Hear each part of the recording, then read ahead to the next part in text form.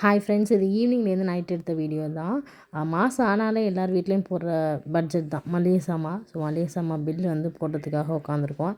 மாமியார் என்னென்ன இருக்கா இல்லைன்னு சொல்லுவாங்க. அதை பார்த்து நாங்கள் போட்டு கடைக்கு போயிட்டு கொடுத்துட்டு வந்துடுவோம். அதுக்கு முன்னாடி வீட்டில் பழைய பொருள்லாம் இருக்கா, இது தேவை அதெல்லாமே செக் பண்ணிவிடுவாங்க. ஸோ அதே போல் தான் இன்றைக்கி இந்த வேலைகள் எல்லாமே நடந்துகிட்டு இருந்துச்சு. நான் ஆஃபீஸ் போயிட்டு வீட்டுக்கு ஒரு 5 மணி போல் வந்தோம். அதுக்கப்புறம் ஜெய் வந்து இப்போ ஹிந்தி கிளாஸ் போயிருக்கான். ஸோ அதுக்குள்ளே நம்ம பில்லெல்லாம் எடுத்துகிட்டு கடைக்கு கொடுத்துட்டோன்னா வந்து திரும்ப சிலம்பம் கிளாஸுக்கு அனுப்புறது கரெக்டாக இருக்கும். 2 மாதம் கிட்டத்தட்ட ஜாலியாக பிரேக் விட்டாச்சு. டிசம்பர் பாதி, ஜான்வரி ஃபுல்லாக லீவ் விட்டாச்சு. இப்போ பிப்ரவரிலேருந்து தான் கிளாஸஸ்லாம் கரெக்டாக போயிட்டுருக்காரு. கொஞ்ச நாள் தான், இந்த சின்ன பிள்ளையாக இருக்கும்போது மட்டும்தான் எல்லா கிளாஸஸ்க்கு போக முடியும். பெரிய பிள்ளை போயிட்டால் படிப்புன்னு எல்லாருமே உட்காந்துருவோம். அவனும் ஹிந்தி கிளாஸ் முடிச்சுட்டு இப்போ சிலம்பம் கிளாஸ் போயிட்டார். அப்படியே அவனை கிளாஸில் விட்டுட்டு நாங்கள் வந்து பார்த்திங்கன்னா மளிகை கடைக்கு வந்தாச்சு.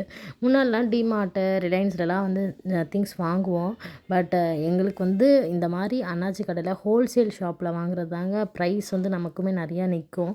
ஸோ நாங்கள் வந்து மோஸ்ட்லி இந்த மாதிரி கடையில் தான் வாங்குவோம். எப்போயாவது டைம் ஸ்பெண்ட் பண்ணணும், வெளில போகிற மாதிரி இருந்தால் டிமார்ட்டு, ரிலையன்ஸும் போவோம்.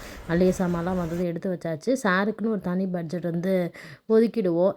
இன்றைக்கி நைட்டு டின்னருக்கு வந்து பார்த்திங்கன்னா சேமியா கிச்சடி தான் பண்ணாங்க.